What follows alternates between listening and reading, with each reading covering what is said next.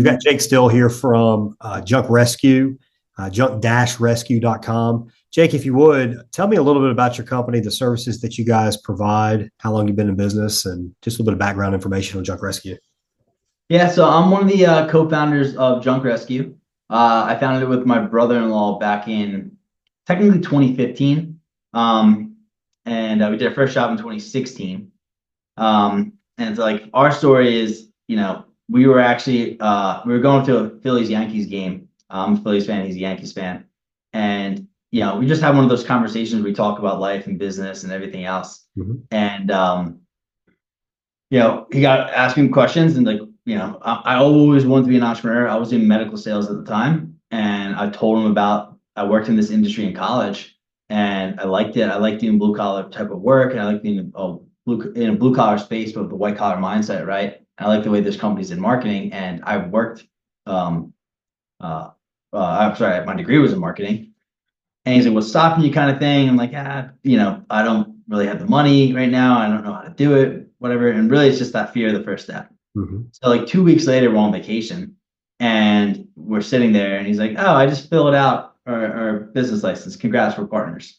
And I was like, I don't know why you did that. Like that was stupid. And I'm like, we're not doing that. And then in New Jersey, it takes a year to apply to get your license. Yeah. So it costs money. Yeah. So he went and did that. I'm like, also stupid move, whatever, right? And then a year later, they cut my medical division. And I was kind of in limbo. They're looking to see like where they were going to place me and whatnot. And then our license got approved. So I was figured, all right, like good timing, perfect, like low risk. I lived at home, right? Yeah. Okay. I maxed out my credit cards, and we decided to start up. And first little bit was proof of concept in the first 60, 90 days. We did like 60K in rev. And then once we had proof of concept, we finally bought the dump trucks and roll-offs. Yep. And we did 700,000 our first year. And then like 700K your first year? After the first, we did it in the first like 3 months. It was like August to December. We did like 60K. And then we got the roll-offs, and then we did 700K the first calendar year, 700,000. That's pretty cool. Yeah, it was good. It's a lot of work, right? There's a lot of this bootstrap banging the wall. Yeah. So we offered, since then, we expanded a little bit more. We do junk removal as a primary. We do some dumpster rentals as well. And then we got into lot quartering. That's kind of an incidental, like, few years ago. And we recently are dabbling with like sweeping as additional revenue streams. But it's one of I'm a firm believer, like, you can do other things, but you got to make sure you're doing your core business as well before you keep expanding. Yeah, for sure. So what did your brother-in-law do before you guys opened up Junk Rescue?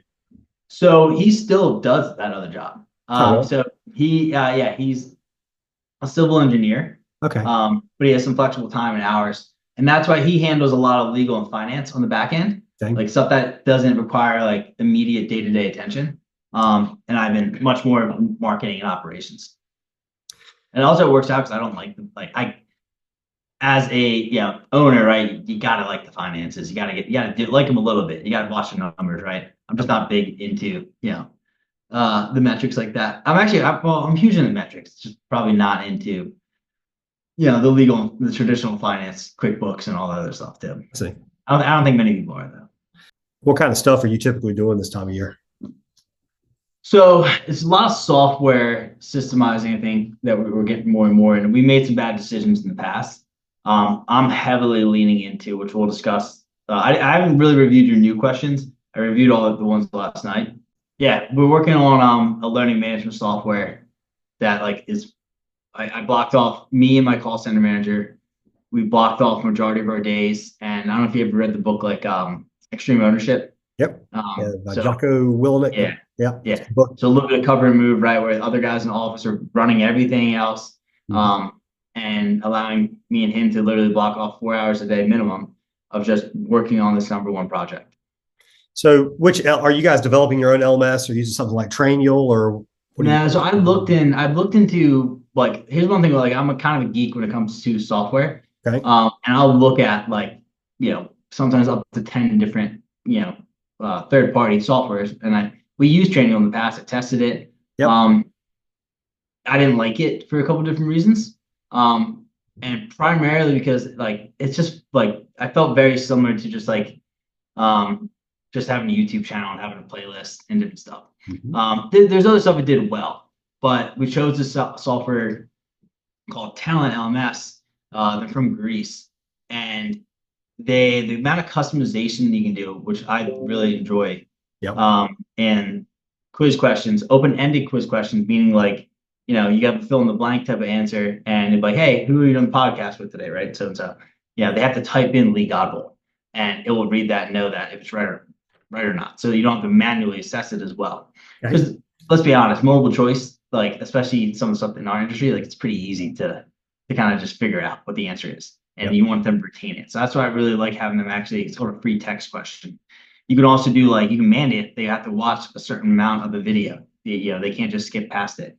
You can add in drag and match questions. You can add a lot of things have AI now, but you can also do um, prerequisite and sequential ordering of what you have to take in order. You can gamify. You can just do so much and automate it, and it's just like the coolest part of it that we just started doing. And I think we're actually, I can't guarantee we're pioneering this training style, but everybody trains now in our work. Every position trains each other. It's Okay. all peer to peer. And then it's by manager approval kind of thing. Okay. And it's easier to kind of show and explain, but the concept, you can get it, right? If everybody can train, that takes a lot of pressure off individual and divide and conquer. But Mhm. the cool thing about it is everybody can train. Everybody's learning some soft management skills there as well. So we're really excited about that. And I'm hoping it really changes a lot for us in the next 3 to 6 months because we're going big on it. Have you rolled that out already? We are doing soft like a beta rollout with it as we're one of the things I actually learned really well from Trainial was actually how to build courses Yeah. um, and think about things in bite-sized chunks, right? And how the learner goes through and has to be, really digestible. That's why like they use those cards, Yeah. and it has to be more digestible. The videos really shouldn't be more than 3 minutes long. But also it makes it really easy to create the content. So we're able to create content pretty fast. Usually within 1 to 2 days, we'll have it fully rolled out, a new piece of content. So, and not just piece of content, I'm sorry, new course. So, yeah, it's been pretty good to roll that out. And now we have that's why I like bite-sized chunking it, where the guys are now like not getting overwhelmed with all the new stuff that they take. And a lot of it, the guys are like, well, we know how to do it. Well, the issue is you don't always know how to do it. You can't assume anything. But like we did all new tool training as well. And me and my call center manager were like, we're going through the tools, right? And we're like, nah, we can't like a hammer, like what are we gonna do on that, right? And the video comes on and we just learn new stuff, right? Like and we're like, oh, I didn't even know, that part of the hammer was called this or that, and these different types. Like if you have a growth mindset, you actually kind of get into that a little bit. Mhm. Like no matter what it is. So again, we just learn, assumptions you just can't. And I've learned so often now the guys on the trucks come from different backgrounds and not the same, for better or for worse, right?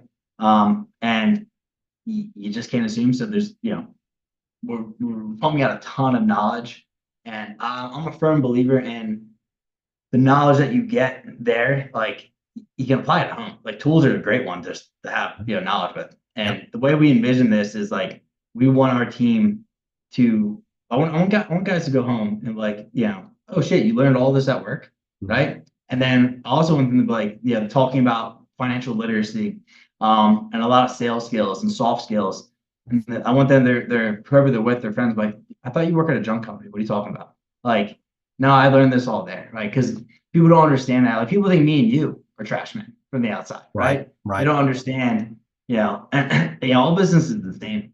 It really is the same foundational pieces, and the more you grow, the more the same it gets. I feel like Yep. from the major components. So that's kind of my vision for it. Like I just really think it would build a really strong community.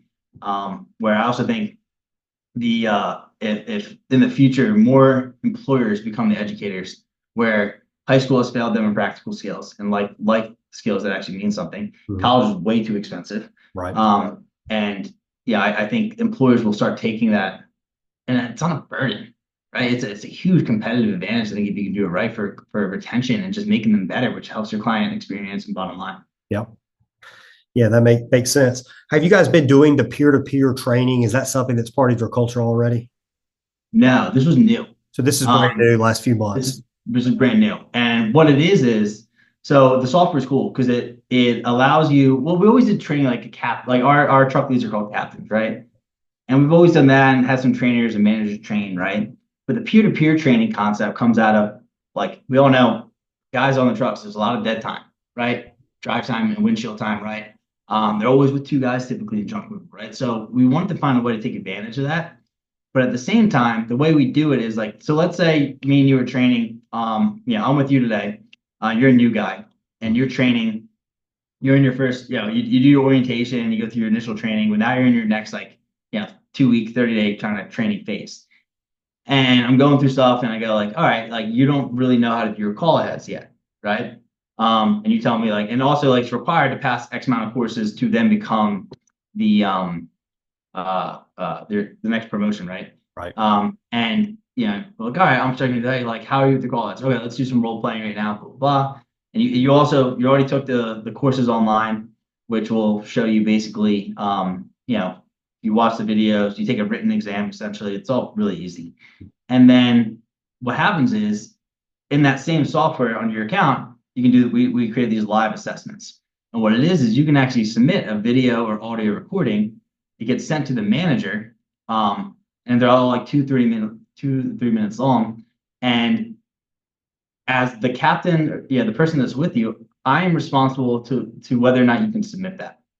Okay. So you're like, hey, I want to submit this. And like, hey, you can't. Like, I'm getting judged on that.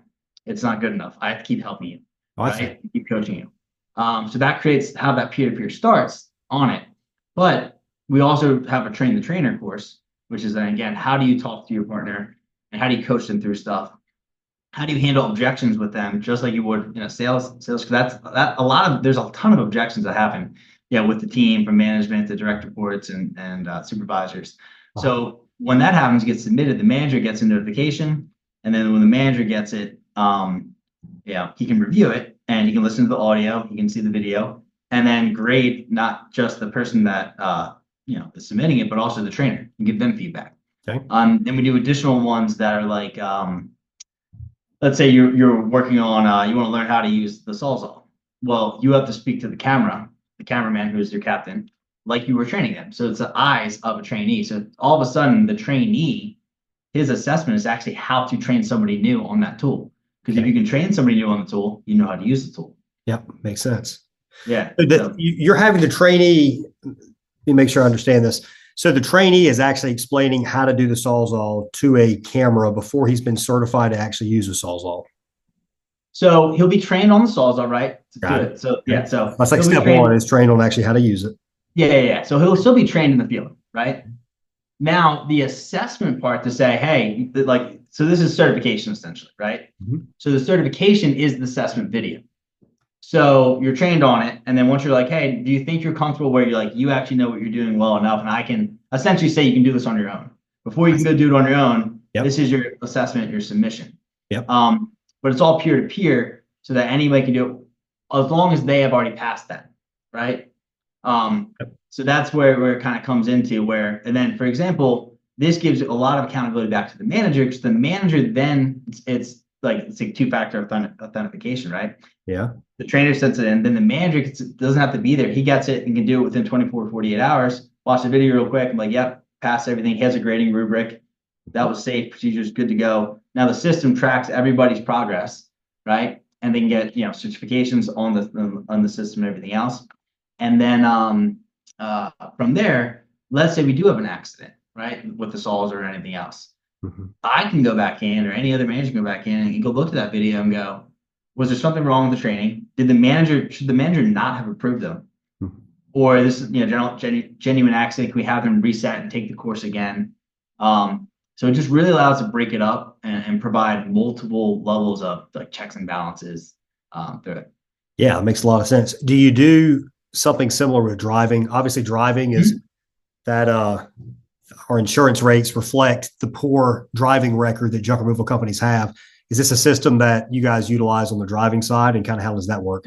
Yeah, so driving will be similar. So we haven't finished those courses out. Yep. And by the way, like we have a pre-existing system before this that wasn't working the way we wanted to. So we still have that, but now this is the new one we're building out. So driving will be the same thing as we do that. And then we also utilize, we have cameras in our trucks and they have facial recognition.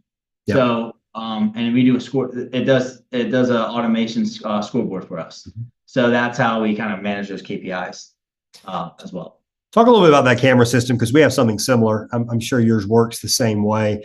Talk a little bit about the stuff that it's tracking. I'm assuming it can alert drivers and alert you if there's a violation. And then even more than that, not only what does it do, but how do you take that information and apply it inside of your business? Because there's a lot of people that use these cameras, but there's almost as many that use them that don't properly utilize them. And they're just kind of there and you pay for them, but you're really not getting out the value of them because you're not doing the things you need to do to correct any bad behaviors. Yeah. So cameras, I mean, we started just for insurance purposes, right? Like you got 10% off your insurance for them. And that's just really just for the GPS, right? And then we got cameras in the trucks because there's some incidents. And then, we have front facing and interior facing cameras. That's what the facial recognition comes in play. You've got a road cam going out in front, and you've got a cab cam aimed back at the driver. So you're gonna hear there's a lot of different softwares we use in technology because I just believe in automation. Yep. So the cameras can pick up. You can pick what you want it to pick up, what you get alerted on, what the drivers get scored on. So anything from harsh brakes to harsh acceleration to distracted driving, whether that's mobile, eating, I'm trying to think of some of those, obviously speeding, but speeding at different severities of speeding and for different durations of time. Those are like the major ones. Following too texting as well. Following too closely. Yeah. So any kind of mobile uses texting, following too closely, and then you can weight them in the scoreboard. And the automation is really good. Like once you set it up once, it picks up face, like it keeps getting better and better, and it picks up the faces really well. And then we actually post that scoreboard in our warehouse, so people can actually see their metrics. So if you were training somebody on the process that they should use when they get these cameras, how would you kind of break it down to them? What are the chunks or the bytes of information that you would give them so they could set this thing up and it'd be effective for their organization? So this is where we're also going to talk about my partner as well, right? Okay. Vehicles are something that he specializes more than me as far as operate, like setting them up and doing everything else. Yep.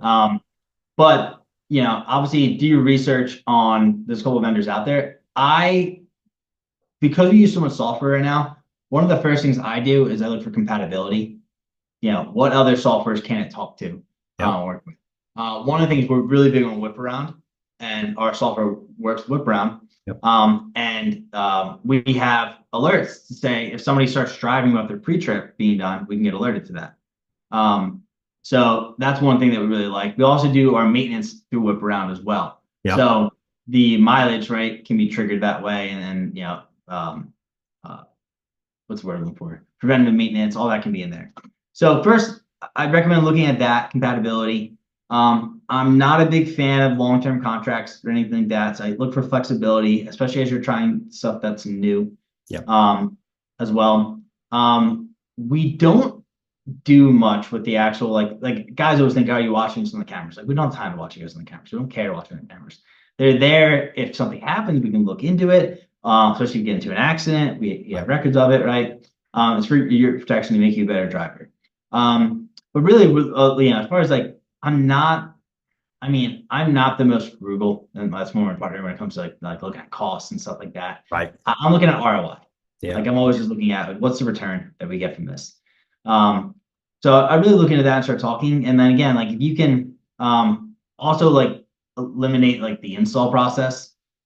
Anything you can kind of outsource, unless you're really good at it. Yep.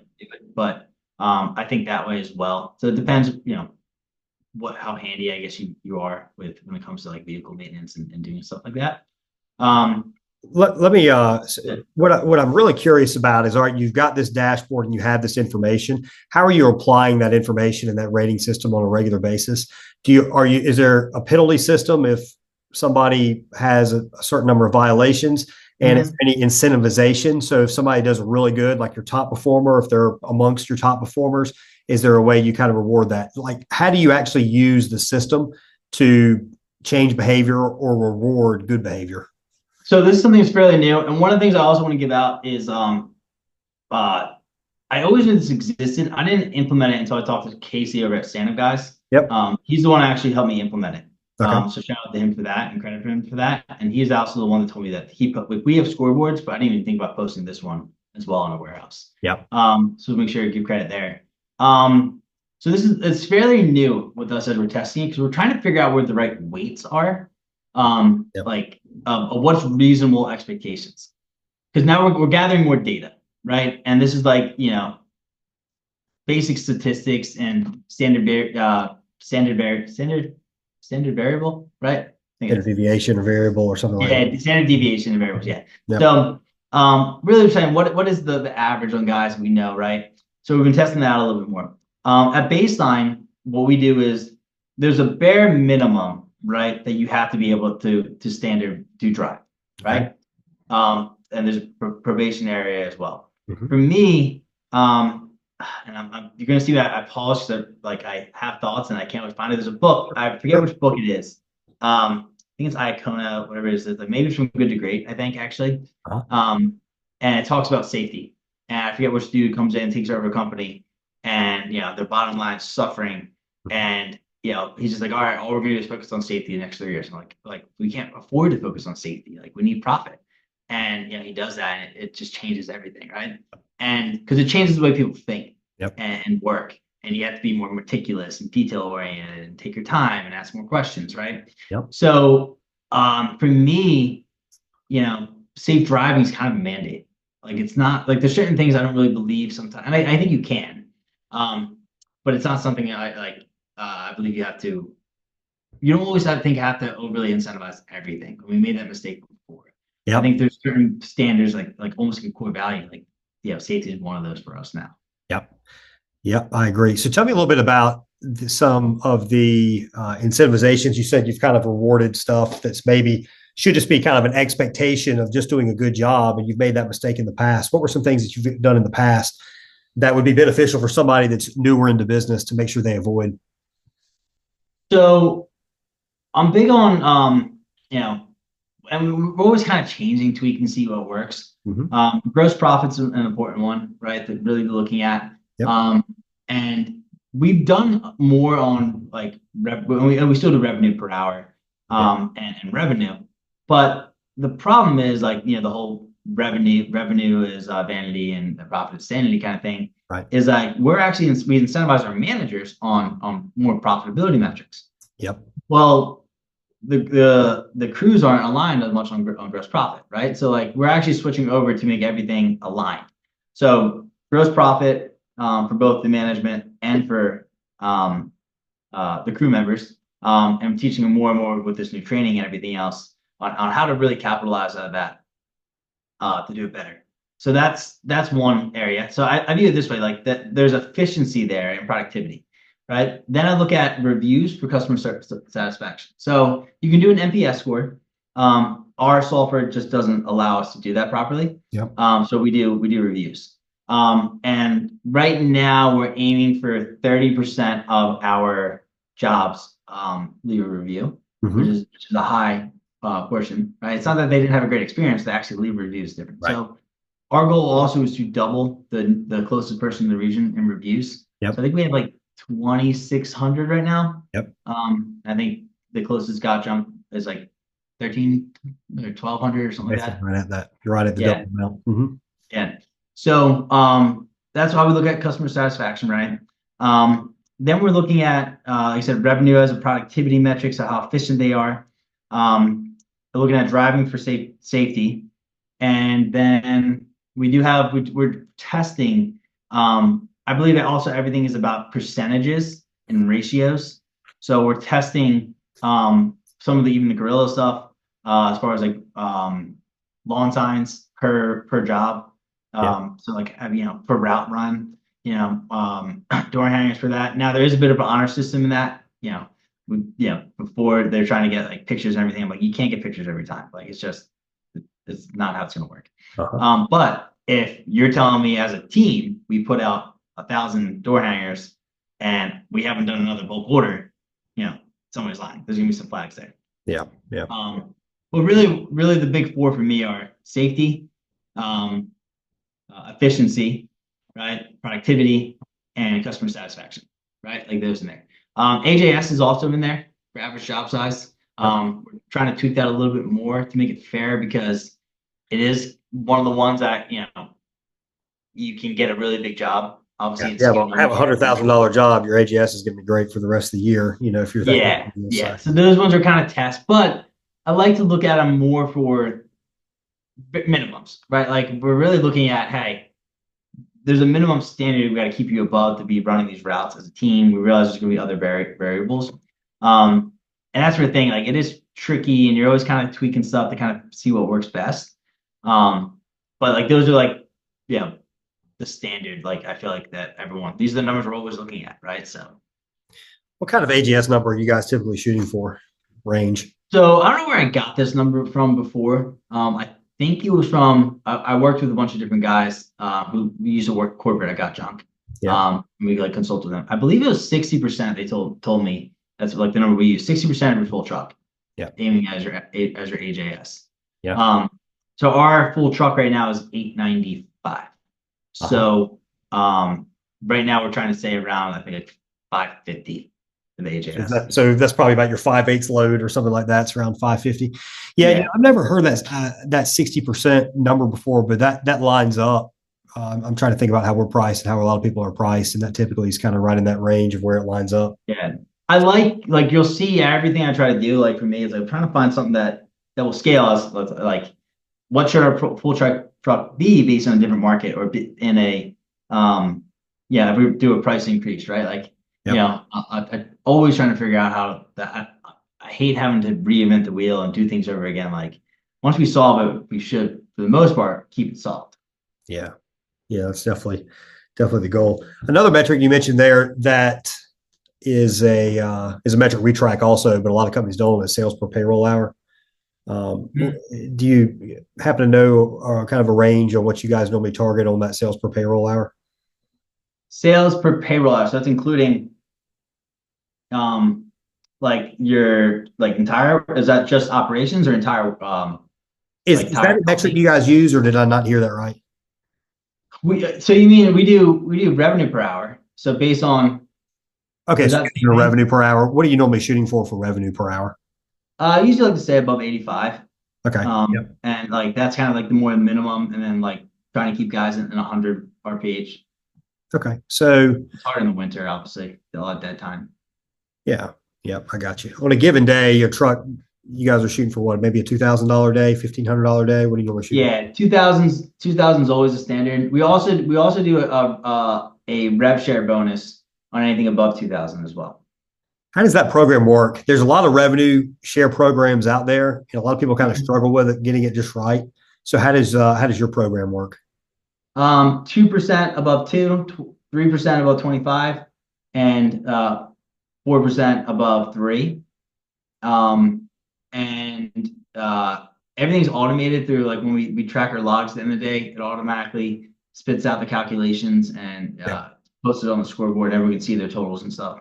One of the big reasons we did that, we liked it, and one of the things we're trying to combat and figure out is like, how do you get guys, because there's other ways to do it, but how do you get guys who want to work at the end of the day, right? And take that extra job and start pushing for revenue on top of that. So that's a way to you don't want them to rob the client though, right? And push too hard for revenue at the same time. So that's where you balance with gross profit and other ways to say, well, you have to be a balanced employee, right? You can't just crush revenue. Because for example, we give them half the scrap as well.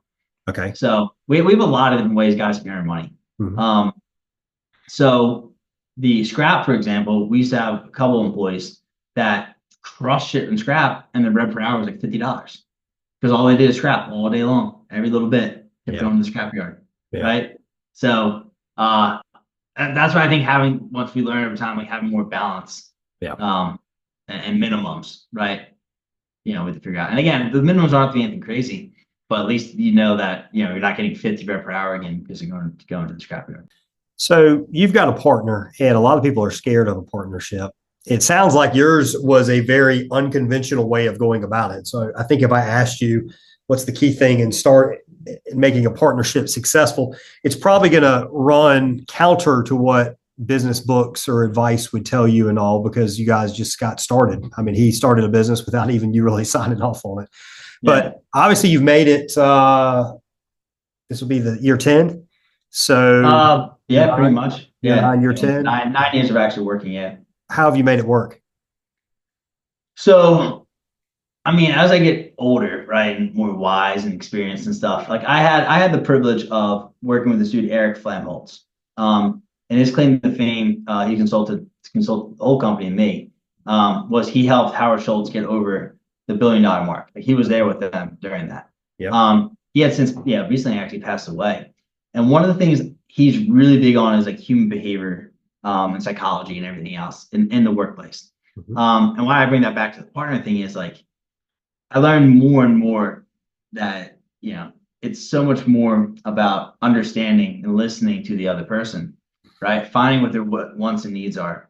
And, being able to show that you are on the same page, you have communication, you share the same vision. And if you don't, it's your job to help them, understand that.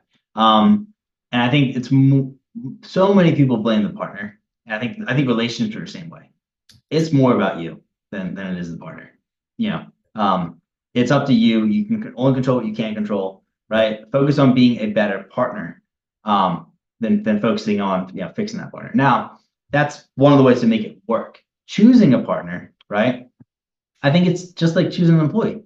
You should have the same core values and share the same vision.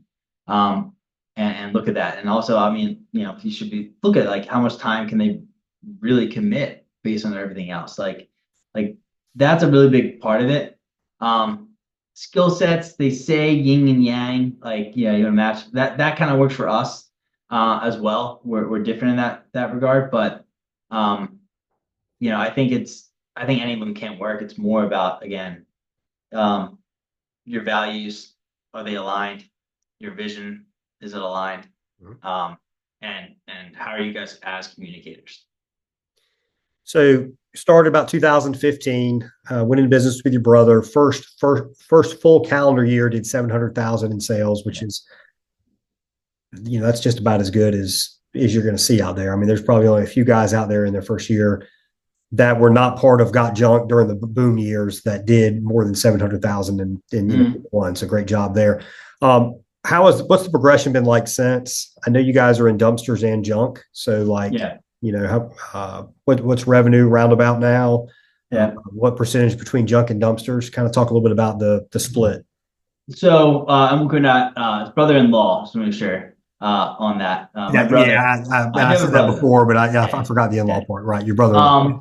So yeah, so for me, right, I've read Effortless Entrepreneur, which is the college hunks book, right? Yep. And they were one of the companies I worked for. So quick note on that is that I worked there in college, over the summer, and I was, telling him, hey, like I'm graduating, I gotta get another job. He's like, do you have another job? I'm like, no. He's like, but I want to work in my degree. He's like, all right, why don't you get off the trucks and do marketing and sales for me? I was like, all right, cool. I did that.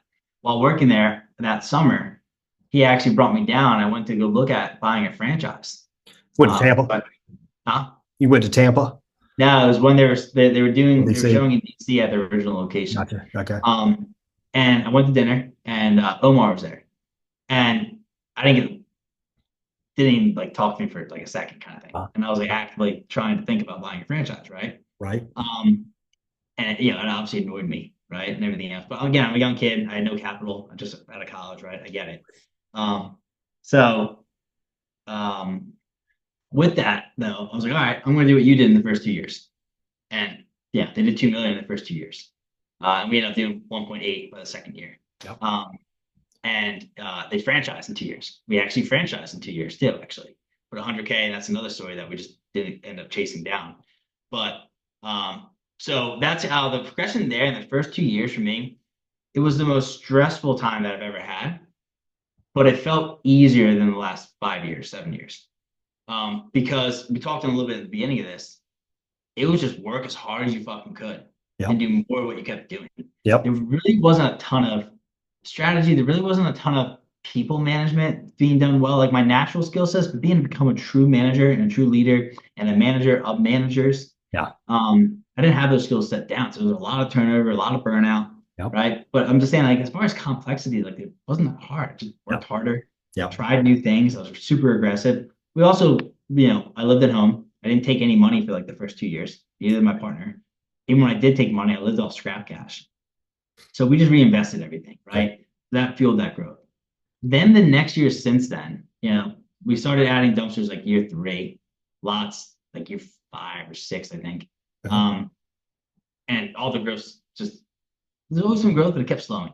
You didn't have that explosive growth anymore. Yep. And that's also where we tried the franchising thing. And, it just kept getting harder and harder. And then we kept getting more discouraged because we thought we had all these systems and we let go and they just blew up. Yeah. Right? We didn't have systems. Yeah. It was us just working really hard. So right now the splits are about like 70-30 in junk and dumpster. More like 66-33 probably. And then we have our lot division as well, which we're trying to consider on scaling and going a little farther with that. Just under a little bit of 4 million, and hoping to do 5.5 this year. Nice. But we got some things to fix, and that would be a huge jump based on our previous years because our growth has steadily slowed. And I'm learning, and I've heard this before, right? Like every time you not just double in size but grow the business, it's a new business, new systems, new ceilings. You start bumping up on a ceiling. You gotta upgrade your people. You gotta upgrade your systems, your software. Every new equipment, everything. It's so hard to you reach these levels, and it's different in every business.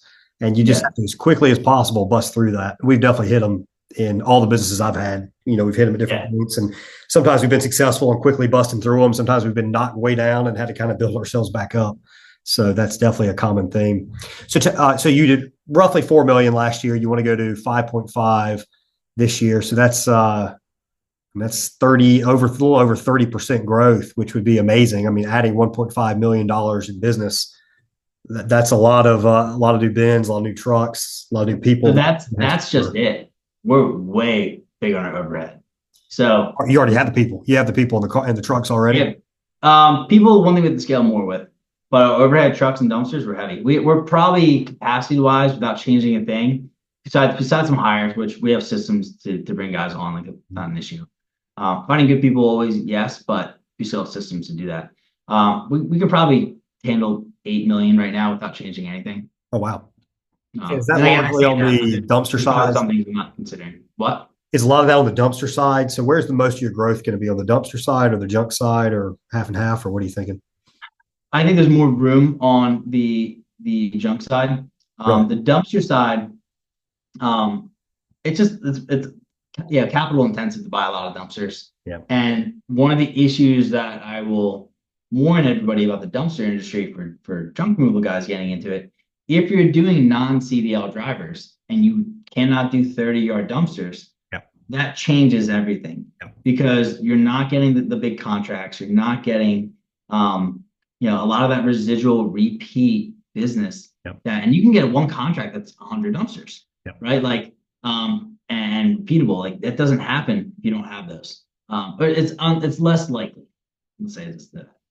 We launched a podcast. I just recorded the first episode yesterday called the Waste Warriors podcast. And on it, I don't know if you know Gabriel from WG Waste. It used to be White Gloves Junk Removal in Atlanta, but it's WG Waste now. They did. They did. I'm sure I'm friends with a lot of the guys on Facebook, but I don't really know all. I don't know if he's a member of any of those groups or not. He might be one of those guys that's kind of a member and he looks at the stuff from time to time and doesn't really comment.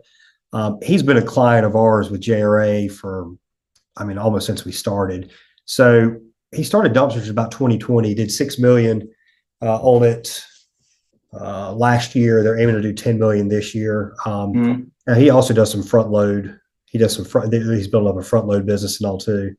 Yeah. And that's another thing. Like I'm saying, if you're just having the standard 10s and 20s, for us at least, it's been very hard to get repeat. Like we have some contracts and stuff, but not like the other guys. You're getting a lot of residential work. It's kind of a lot of marketing. Yeah. And that's exactly what he kind of repeated is, once you get into the 30s, that's when you get the recurring revenue, which that's what he was going after. That's the reason he got out of junk, because he wanted the recurring stuff. Yeah. You know, And that's where like dumpsters also like they're different where dumpsters are easier to manage on a daily basis than junk removal issues and the problems that come up. yep, It's more of a straightforward service, but the margins can be less. It's very competitive in certain markets. yep, Especially to residential, where it's they're just what's the difference in the dumpster, right? yeah, Um, but there's pros and cons to everything. The grass isn't greener always, like it's just like everything else. Like, oh, I wish I was in that industry. Like, you don't know that. yeah. I found a lot of times the reason the grass is greener is because there's more shit that's in fertilizer that's in the lawn. Yeah, So, yeah, exactly. you know, well, interesting. How many bins do you guys have now? A little over 100. Okay, and how many trucks? 13. Nice, very nice. But it's great operation, man. Great job getting to that $4 million mark. That's it's one of the top, uh, independent or unaffiliated with a franchise junk removal companies, out there for sure. I mean, you probably can't count more than. I don't think there's very many. It's hard to count on two hands how many of them reach 3 million and above. So once you've gotten to that four mark, you're definitely up there. So that's a great job so far. Yeah, we appreciate it, and I always take that as no like a grain of salt, right? Because I know other guys that do like 3 million just in junk there, right? Like we're Yep. diversified a little bit as well. True. That's right. Yep. And so I appreciate that, and it's fun for us, but for me, the revenue number, right, is not how I measure it anymore. Like so, like literally in this winter, we talked to the guys. Like I was like, I don't care if we lose, 100 grand a month right now. Like, and obviously I do care, but like at the same time, I'm willing to do it. I'm tired of repeating some mistakes, right, and not having the same growth that we had before, right? Like, and that's where the systems and scaling and really focusing on people and training is the priority because, we have goals and we have visions and at the same time, like we can't fulfill our team's goals if we don't grow, right? Like we don't create the path for them to grow in, then we can't do that. So, we're really heavily focusing on like we're not going to chase top line revenue for the next I know you're still pushing at like the 5.5 is the goal, but we're not. What I mean by not chasing top line revenue, I mean it's just not the number one priority in the next few months as we're building this, and we're hoping for rocket fuel after that because there's a lot of business out there, and developing strategies that you can quickly scale, turn off and turn on to kind of turn on the faucet. I don't think a lot of guys realize you should be building that way. I believe so that if you want to build up, they're like, well, like let's go with just biz dev. Like biz dev is a slow game and it works really really well, but you're not going to just turn on biz dev and all of a sudden a flood come in. Like it's a slow grind for that. So having other diversified strategies that can help you easily just crank it up and down when you want to is I think important to have, especially when slower season and everything else. Are you guys doing business development now? So we did in the past. We don't do it anymore right now. Okay. We are building a scalable biz dev model for Q2, where essentially it's really built around affiliates and turning those biz dev and especially connectors like real estate agents, people that necessarily aren't paying for it, they're referring to their clients. Yep. How do we turn them into our cheerleaders in their sales force? Because I believe that scales much faster than trying to manually do the biz dev. So we're coming up with a strategy like that, and it's going to be very much digital. So we're going to see that. That's another thing we can add some fuel to the fire, but that's for Q2. Are you able to expand any on what you guys are thinking? Because that sounds very interesting. So one of the things I've learned, real estate agents, right? Like everyone's, I feel like once you get in with them, they're a common biz dev like target, right? Sure. But just like anything else, it just takes a long time to kind of to door knock and get through. And like I did, like I said, I did medical sales before this, right? So going through doing the prospecting, going through the gatekeeper, following up, doing that in multiple touches. You might meet an agent seems great, but they don't actually sell any houses. So the concept is, and we have some ideas that I won't release, yet for two reasons. One, strategically, but two, I don't know if they're going to work yet. Yeah.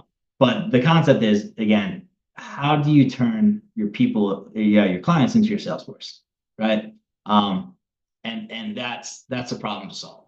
So we are going to focus on that. But here's the other thing, and this is where I think a lot of people don't realize, and this is the leaky bucket concept. If your funnel is leaking everywhere, right? It doesn't matter how great your marketing is. It doesn't matter, how great your biz dev is. If you go get a real estate agent and the client experience is inconsistent or shitty, or we make a bunch of mistakes, they're not coming back and they're not going to be your cheerleader. Yep. So you need to make sure your front line and service quality is up to par, which is easier than said than done. And I'm not saying ours always is, but that's the thing you have to figure out. How do you, that's a value of like franchise standardization when you can, right? Yep. Keeping things simple. So for me, that's why training and our people development is the number one thing for us to really, really get you down on the operations side. And then that's why then we're going to start launching our, biz dev more, B2 or B2B strategy for Q2. Yep. Well, great. Just a little while ago, you mentioned that you guys had attempted to franchise, which that sounded somewhat familiar to me, but I hadn't thought about it in a while. And obviously, it sounds like something that I don't know if you abandoned or just stopped doing. Tell me a little bit about that process, how it was getting it set up, and ultimately why you guys, stopped kind of pursuing it. So we had a goal, right, based on the college hunk numbers, and we hit that pretty close to it, and we're like, all right, it's time to try it, right? So we spent $100,000 on our FDD in that whole process, and $100,000 we did not have at the time. Yep. And we just didn't know what the hell we were doing, and that was at a time where like us getting to 1.8 million was a lot of work, right? So, and it was just manual work. So we didn't realize we didn't have the systems to really support that and support a franchise. And the first few franchises you sell are the most important because they're the referrals for everything else. So that whole process, I mean, we hired a consulting group, right? They did everything. That was pretty smooth. I also am one of my biggest, I think, issues that I can be a perfectionist, right? And there's a cliche. Alarm's going off for these an app called Alarmy. I don't know if you know what it is, but like you can have to do challenges to shut it off. Yeah, I do it for my standard meetings at 4:00. I typically let me turn them off so it doesn't keep going off. I typically do my end of day checklist. So, but the whole process was fairly easy. But being a perfectionist, I really don't, and I didn't realize this. Like franchises don't give you anything like HR related. They're really giving you more of the marketing and the back end systems. So like they don't really, at least the ones I did, because we went through all the other all their FTDs, and there's a lot more. Like you're on your own for a lot more than you think. Yep. So I was like, oh, I wanted to make it better than that because that's all our issues. Yep. And then I fell in this trap for years, honestly. Like, oh, we're not ready. We need to perfect this. We need to do this, right, and that. And then that kept kind of spiraling. We just never did it again. So technically, we still have it. I don't know if it even expires or what. Yeah. We have prospects that talk to us, kind of thing, and kind of talk to them, but like, we don't actually do that. We actually run, and this is like one of the, I forget what it's called, but you do something and then it just kind of gets stuck. So we actually run our finances like a franchise. We take royalties, we take a call center fee. Oh, do you? Yeah, we have two companies for that. It's interesting. Any plans on pursuing the franchise route? Yeah, we're going to pursue it again, and also as well as a corporate store location kind of route. Ultimately, because I always wanted to do it for how it scales. You can do the corporate route, and that's a slower grind as well. But like and if this new training system does it, maybe, but putting management there right over time, they're not going to be, unless you really build a great culture, a great vision, everything else, especially bring a manager from the outside in, let alone, they're not always going to have the same commitment as a franchisee would because they're bought in, right? It's just a different mindset. So, and the capital, you don't need to raise capital because they're bringing the capital, right? So you can scale a lot faster. Yeah. But at the same time, we want to be building growth opportunities for our employees. Yep. So, Casey's another really good example of this. Casey's got like 7 locations now, I think. Right. And he has a guy that's ready to go. Where do you want to go? I'll send you. Right? Like that's a really cool concept for an employee.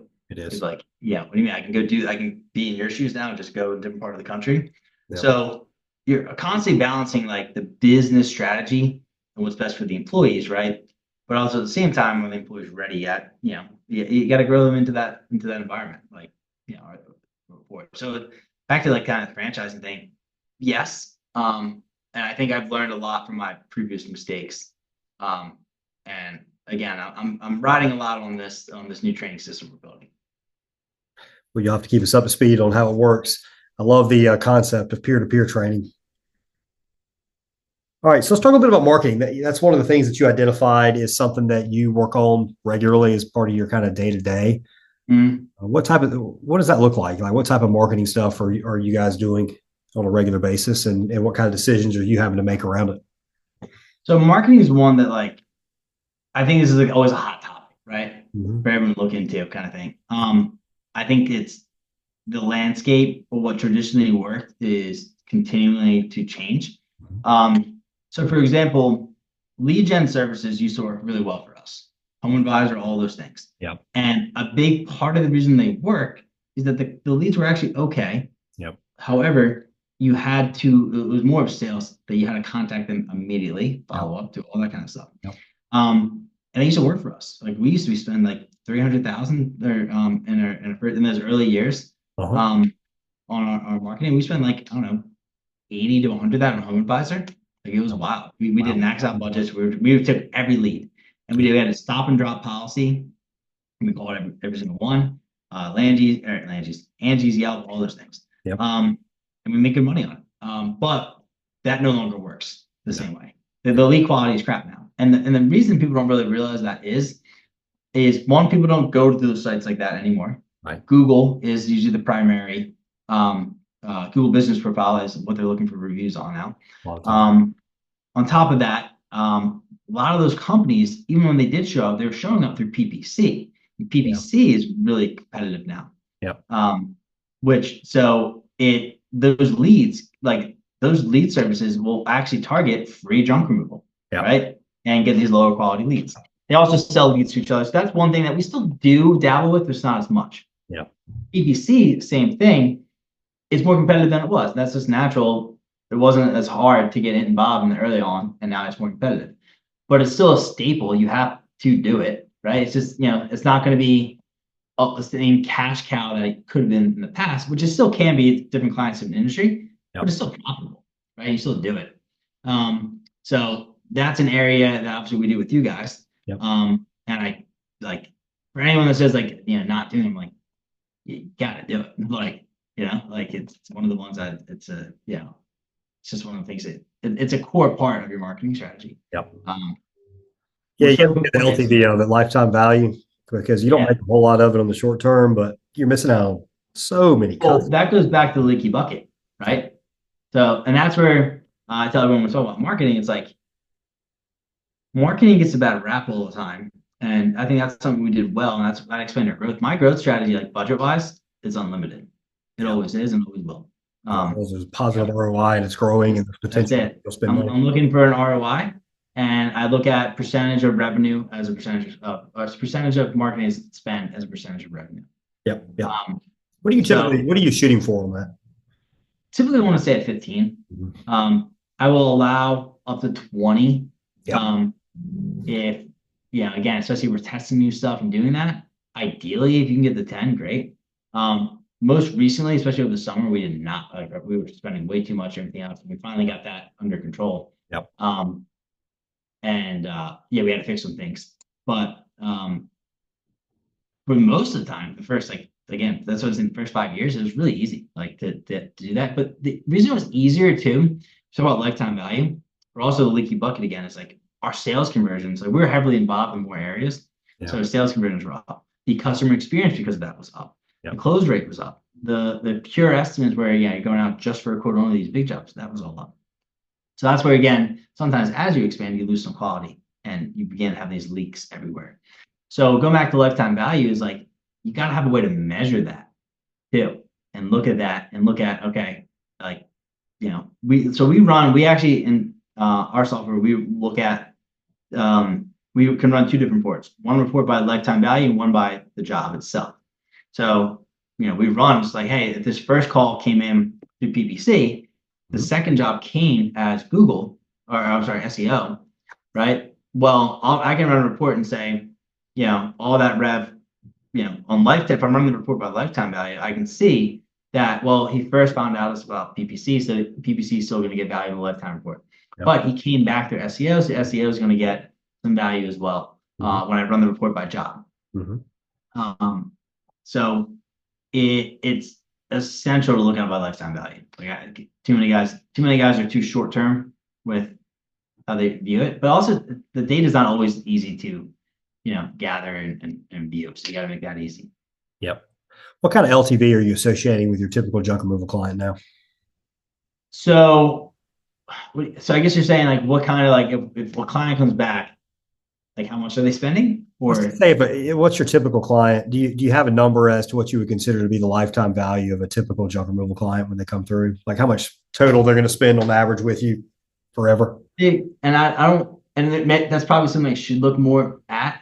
I just try to look at more or less what is my lifetime value of per campaign, marketing campaign. Like, Gotcha. I look at ROI. I don't know. It's a tough one because it's a little different too for like junk and dumpster and different categories because the type of client does matter.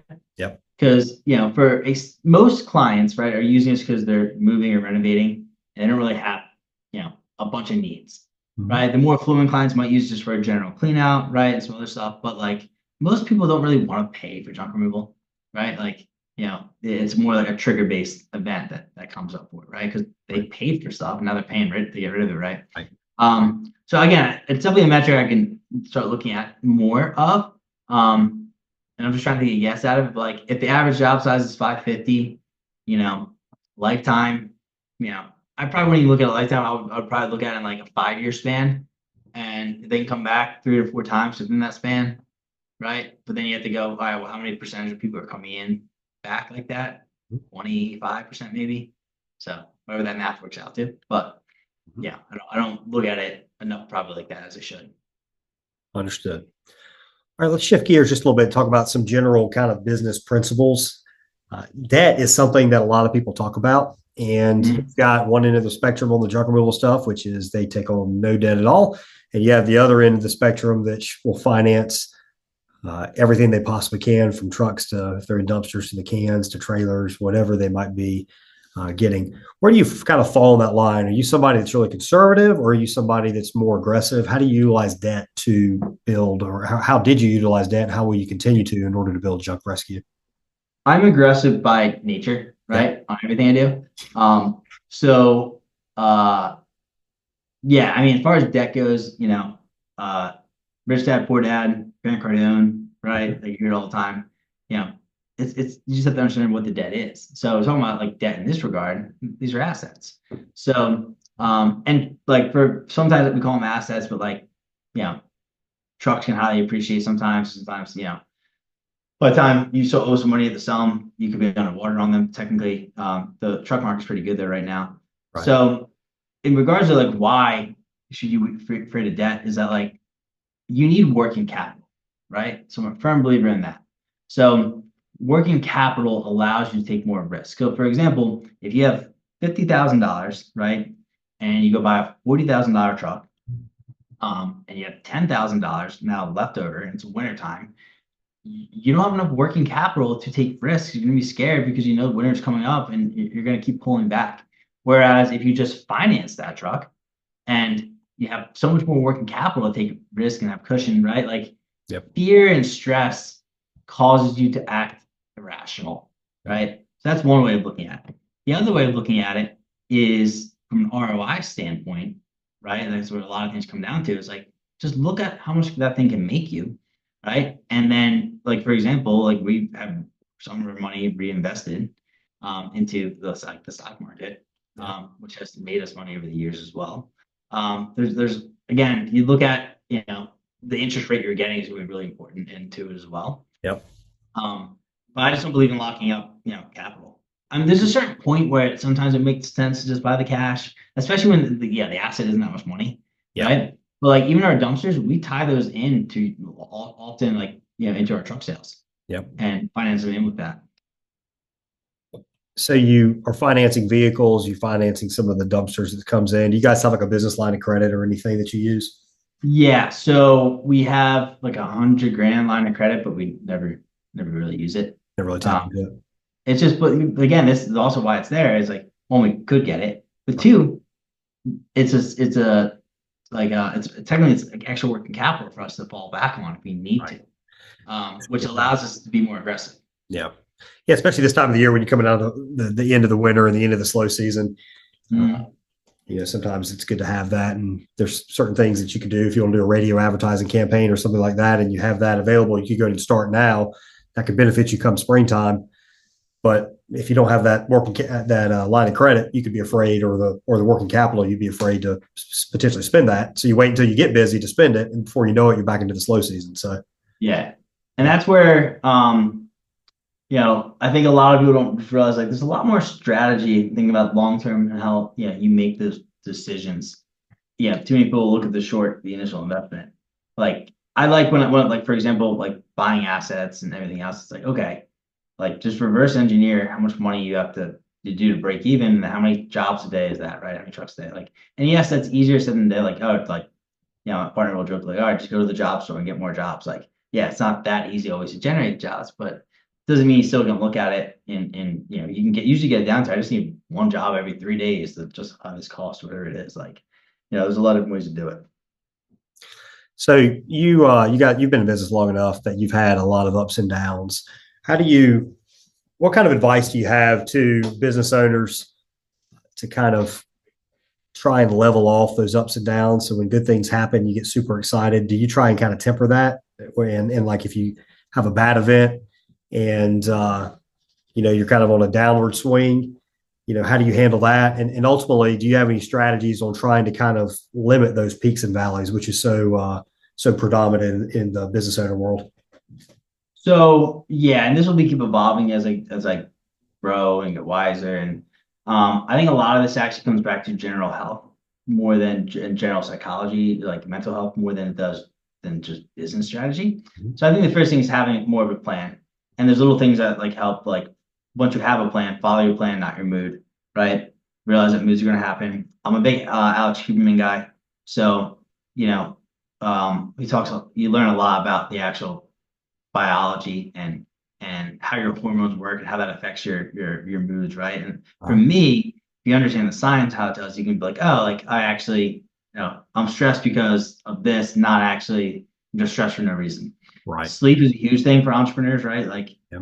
if you don't get good sleep, you're gonna crash and burn often, and that happened to me all the time, um, as well. And I see a therapist, and yeah, my fiance does as well. And Uh-huh. it's funny because all she talks about, and her stuff is, but not all, but a lot of it is more, personal relationship stuff.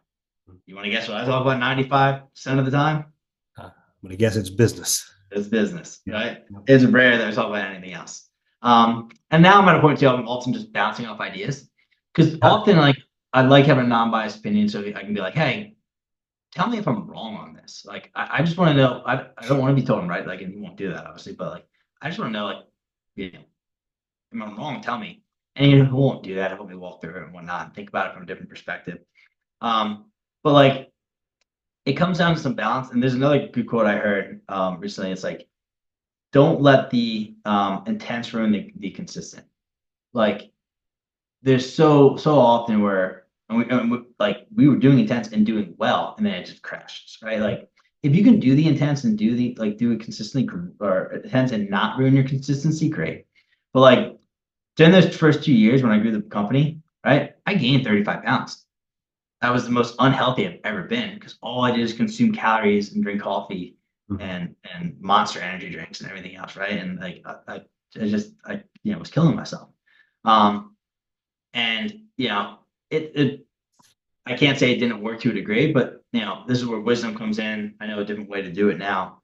Um, so I think that's too often for us is that's a lot of things that we were doing and you get reactive and you go chase the fires, right, and everything else. And some you have to put out. But most things actually aren't that urgent. Mhm. You just think they are. Yeah. And that's where I think, one of the other analogies I use is like unbuilt tree houses, where because there's so many fires, especially when you do junk removal, and you got guys out in the field and you probably haven't trained them properly, you don't have systems done, you're going to want to react to each one, and you're going to start a project and then you're not going to finish it. That's why I call them unbuilt tree houses, because you had good intentions and your team was excited, like a little kid looking up, and it's going to be built. And then you went to go chase the next fire or the next shiny object, and then it's 80% done, and then you have 100 of those. Like, it will happen. But one of the best things that has helped me most recently is think about your systems as you're doing them 360.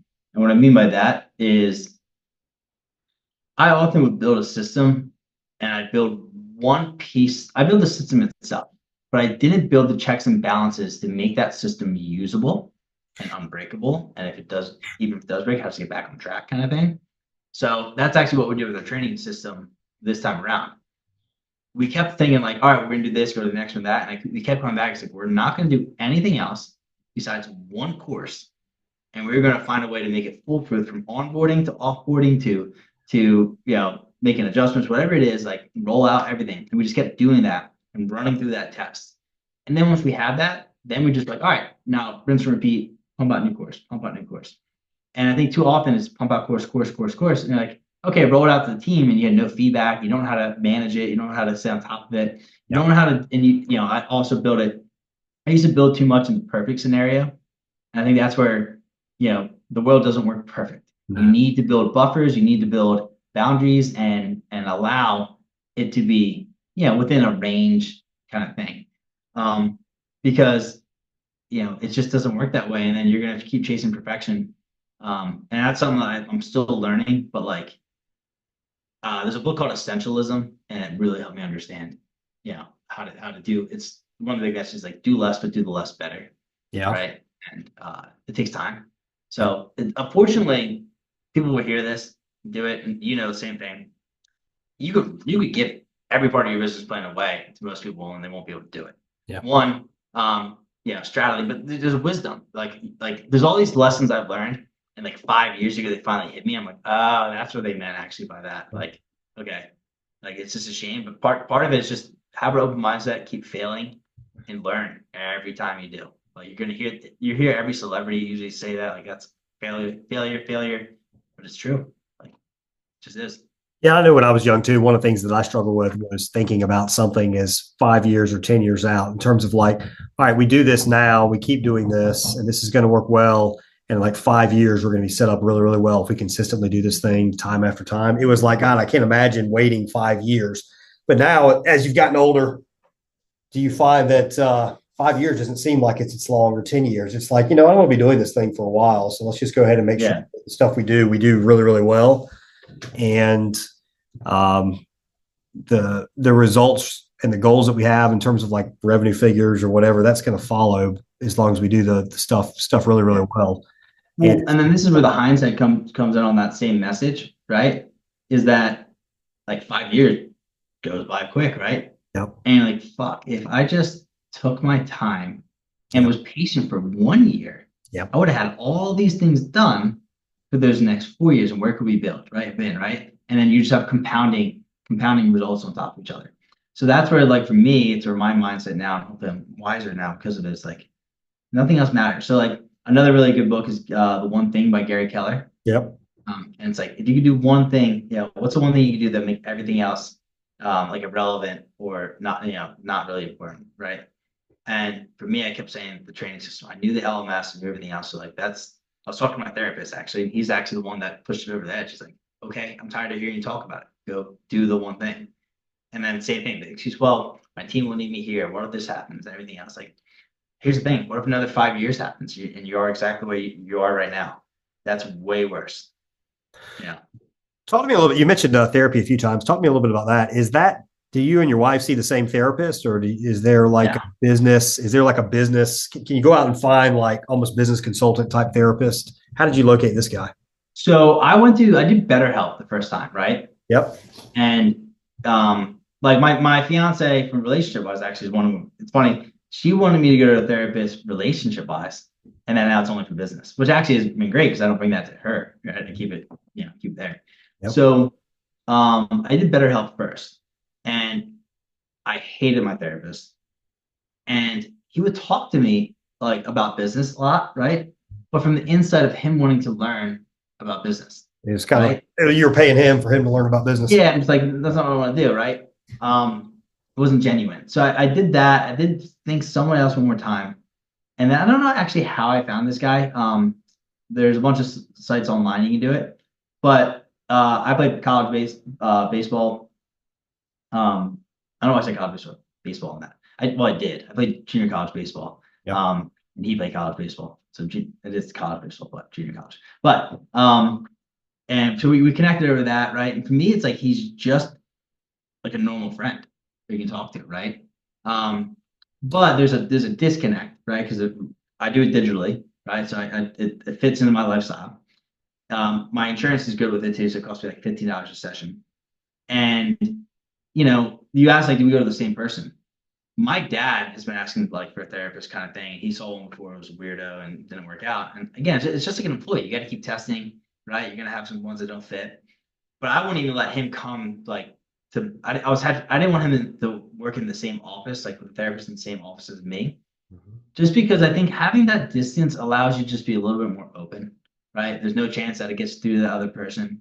And I think that is like the most important thing is just having an open um dialect and having somebody that doesn't have the rest of the context, right? Is really cool to see in general, like, how they navigate that and think about that and get you to think about it.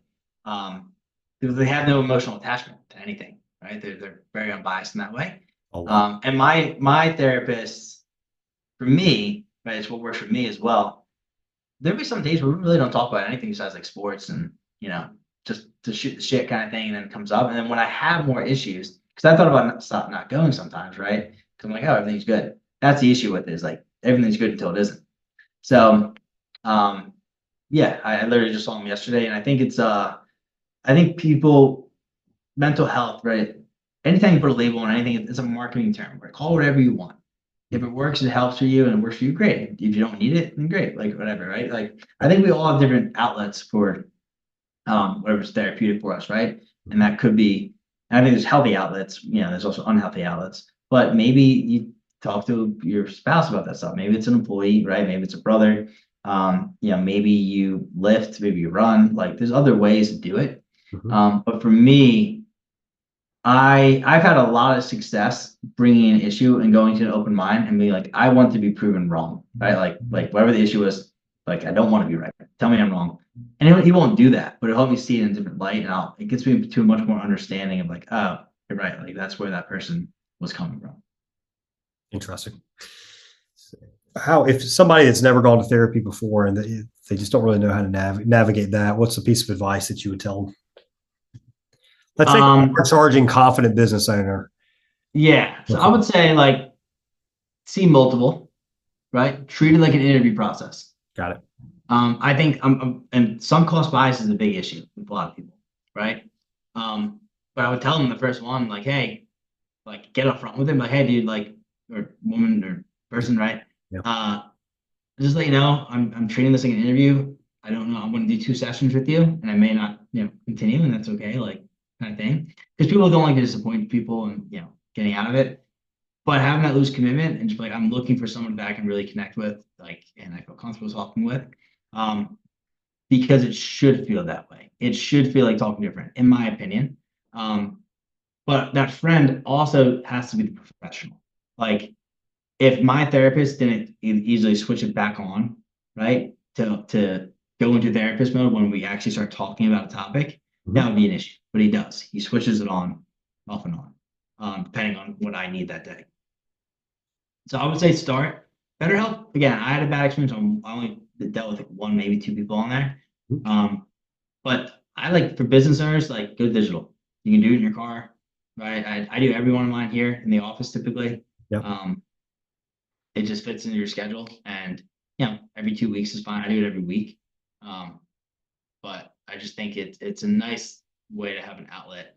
And there's a way they think about stuff that we don't typically. They're better at mindfulness and reflecting, than we are, I think. I think too often we're go, go, go. Yeah. Yeah. No, I would agree. It's great insight there. All right. As we start to kind of come to sort of the close of this interview, one thing that I'd like to wrap it back around is um, on the junk removal and actual dumpster rental side. If somebody were actually starting a junk removal and dumpster business right now, or let's say you could go back and let's say you could take everything you learned since you started your company and started a business right now, what are like the top three things that you would want to know, and how would you go about doing it outside of like setting up an LLC and all like that? Like, what were the things that you set up? So I'm a big believer on like read as much as possible, learn as much as possible, right? But then you have to put it into an executable format. Like you can watch all these videos, right? But you gotta be writing, sit down, you gotta be making a plan, you gotta be getting organized. Like there's too much information nowadays out there, and there's a lot of conflicting thoughts. Yep. But if you watch enough of it, you'll probably hear enough of the overlapping, and like the most stuff overlaps, that's probably the good stuff. On top of that, though, the people that you should be listening to people are people that you truly want to aspire to be like, right? I'm a big believer in also like don't listen to the losers, and I don't mean that like you are like anyone's a loser in that regard. What I'm saying is like if they're not winning at what you're trying to do, don't let them influence what you want to do. So that's more like outside people trying to tell you what to do with your life, but they haven't done it with their life. But same thing with when you look for people to model after, because like so I've come up with these like ingenious things, right? And I'm like this is awesome, we're great. And then I go talk to other companies, and they come up with the same exact thing in just a different way. Like the solutions are all kind of the same, right? There's a few things you can be innovative about, but you're not that smart. Like you're not that much smarter than everyone else. Maybe there's some stuff that you do really, really well, but most of junk removal is not that complex, right? It's very similar. So don't try to over reinvent the wheel. Like keep it simple, find what works. That is one of my biggest issues that I think I've had. Where just too much customization. Which I said I think that's something I do well, but I can overdo it. Don't reinvent the wheel. And then number three is like that treehouse example I was talking before. Finish your systems. Like focus on systems, but you gotta see them through, and you gotta make sure they connect to the other parts of your business. If they do not, they're just floating there and they're banging into shit, and it's just making more chaos. So finish it all the way through. Don't rush it. Don't chase the fires. Like actually have that shit done. On top of that, like reinvest. We call our business as three partners. So like, and honestly in the beginning I had one partner. And that was the business. Me and Nuns, we didn't get any money, right? So every dollar we reinvested everything we could. Even now, right? Like we usually operate like pretty cash lean because we pay the business as a third partner. So we consider them like that's the profits of the business, that they're not our profits to take from, because we need that to regrow, reinvest. And lastly is like know what your end goal truly is, right? And have a vision, but your vision should include your people, because if it doesn't, you will be owner operator. For the most we can push it. But what do they have to stay for, right? Like you're gonna keep being burnt out because there's no vision for them. There's no growth for them. And then you got to execute that, which is the hard part, right? But like it starts with at least you got to include them in it. If you do not include them in it, the only owner operator kind of thing that really works, right, is a franchise model, because you can keep turning those employees over, but they have the systems down to keep putting new guys in, right? And you can be that kind of owner that way. But if you're trying to be a startup, that like the young guys you get in, like the right guys are looking to grow and hustle, and I've lost a lot of great guys for either not having the vision, sharing the vision properly, or I was unable to meet the vision. And that I'm actually totally fine with, because that's more on us when we're trying, right? And that person has high vision. There's one guy we had, and he ended up starting his own marketing agency. And they a lot of like he worked with us young. He came in high school. He ended up working, became our VP of marketing. And it sounds like a great success story. He's one of my biggest failures because I was unable to keep him. We didn't meet his growth rate. right? Yep. He loved how fast we were growing. He would work late night throughout the night, do everything. He was a whiz, super smart. And we didn't keep up with his demand. Like we didn't grow at the same speed. And there's been plenty of other guys we failed in other ways too. So like at the same time, again, you build the vision. I built the vision big enough that kept him for as long as he did. We couldn't execute fast enough to beat it. So I think that's where too many guys just think, oh, I want to do this. I don't want to have a boss. I think there's way different than being an entrepreneur and just not wanting to work for somebody else. Yeah. And I think a lot of guys get into that for the wrong reason of just want to work for themselves, which I don't think that is a valid, it's an okay reason. I just don't think it's a valid reason. Yep. A big enough reason to get your people to rally behind. No. Like, yeah, let's make sure that, Jake doesn't have to work for somebody else. Yeah. Like, cool. So yeah, I think that's the most key important, like people are what make it work. Especially when you don't have systems yet, like who's going to build them? Who's going to run them while you build them? Like all that stuff. Yeah. Well, that's great, man. A lot of great pieces from here, a lot of great wisdom and experience that you've covered over the last hour and a half or so. Again, everybody, this is Jake from Junk Rescue. It's junk-rescue.com up in the Jersey, Philly area. You can check them out again at junk-rescue.com. You should go to their website too, because they have they've got great branding. So Junk Rescue is probably one of the better branded independent owned companies, out there. I can't think of any that's better. So check them out, junk-rescue.com. Jake, well, thank you once again for coming on. And we appreciate working with you, and we'll be looking forward to getting called up with you, maybe see how that new LMS training and all goes. Yeah, man. I appreciate you just having me on. Like I said, I genuinely enjoy talking about business, so much so that I can sometimes sound like everything's great. And look, we're making mistakes and figuring stuff out. Like it's hard. It's always a grind. Yeah. And me and my employees will be the first to tell you that. But for everyone out there and everything else, Lee is, a class act and just really knows his stuff, guys. And I think, if you talk about like one of the main things you guys should learn about is like find people that know what they're doing and work with them. Like that is, where it starts with, right? You don't got to do everything on your own. So again, I appreciate Lee, and obviously me and you will be in touch more, and looking forward to sharing, things we build. Sounds good, Jake. We'll talk to you soon. Thanks. All right. See you guys.